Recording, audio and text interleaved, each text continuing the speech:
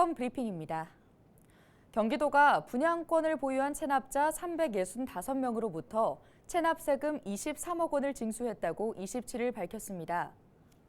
경기도는 지난 8월부터 10월까지 3개월간 지방세 100만 원 이상 체납자 16만 명을 대상으로 부동산 분양 내역을 일제 조사했는데요.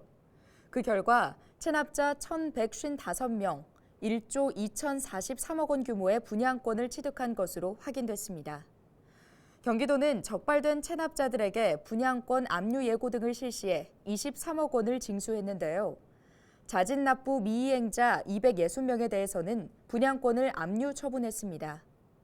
나머지 530명은 소액 체납자로 징수 동료와 함께 자동차 등 다른 재산을 압류했습니다. 지난 26일 낮 12시 27분쯤 의정부시 신곡동의 한 음식점에서 불이 났습니다. 불은 발생 14분 만에 진화됐는데요. 식당 안에 있던 손님 등 5명이 불을 피해 대피했으며 인명피해는 없었습니다. 소방당국은 음식물 조리 중 불이 난 것으로 보고 정확한 화재 원인을 조사하고 있습니다. 인천 계양산에서 대규모 산불 대응 훈련이 있었습니다. 지난주 실시된 이번 훈련은 계양산 남측에서 시작된 산불이 정상으로 확산되는 상황을 가정해 이뤄졌는데요. 인천시와 계양구, 유관기관이 함께 참여한 훈련에는 헬기와 장비, 인력 160여 명이 동원됐습니다.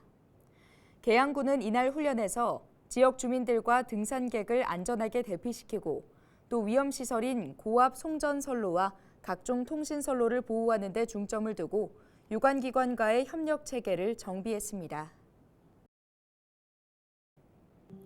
최근 기온이 크게 떨어지면서 국내 독감 환자가 빠르게 증가하고 있습니다.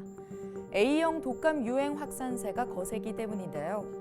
질병관리청 자료를 보면 지난 5일부터 11일 사이 외래 환자 1000명당 독감 의심 증상을 보이는 환자 수는 32명으로 지난해 같은 기간 대비 3배나 증가했습니다. 이렇게 독감 환자가 급증해 항바이러스제 수요가 증가하다 보니 정부는 최근 비축해둔 항바이러스제 25만 명분을 즉시 풀기도 했습니다. 추운 겨울철에 기승을 부리는 독감이 올해는 유행 시기가 다소 빨라진 것으로 보입니다. 빨라진 독감 유행에 어떻게 대처해야 할까요? 독감이 의심될 경우 반드시 병원을 찾아 적시에 치료받는 게 가장 중요하고 독감 치료를 위해 타미플루를 복용할 경우 반드시 그 복용법을 지켜야 효과가 있습니다. 타미플루는 하루 2번씩 5일간 총 10번을 빠뜨리지 않고 복용해야 합니다. 중간에 복용을 중단할 경우 내성이 발생하거나 합병증으로 고생할 수 있으니 주의하셔야겠습니다. 사전 예방 역시 중요한 시점인데요. 가장 효과적인 예방접종은 물론 철저한 개인 위생 관리와 균형적인 영양 섭취로 면역력 저하를 막는 게 중요해 보입니다.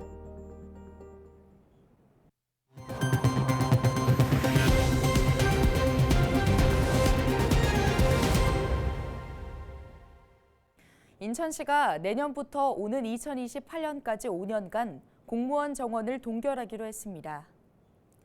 인천시는 오는 30일 2024년에서 2028년 인천시 중기 기본인력 운용 계획을 시의회 행정안전위원회에 제출한다고 밝혔습니다.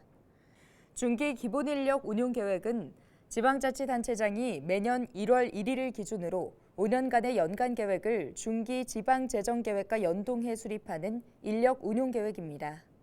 계획을 보면 시는 오는 2028년까지 분야별로 현 총 정원 수인 7,541명을 유지하기로 했습니다.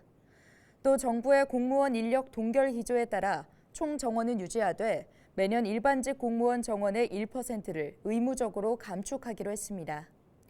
인력 감축으로 인한 행정 공백 등의 문제가 없도록 업무 시스템을 개선하고 부서 간 유사 업무는 통폐합 또는 개편 등을 통해 인력을 운용할 계획입니다.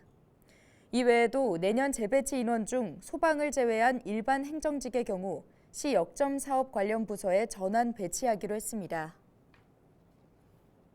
지금까지 수도권 브리핑이었습니다.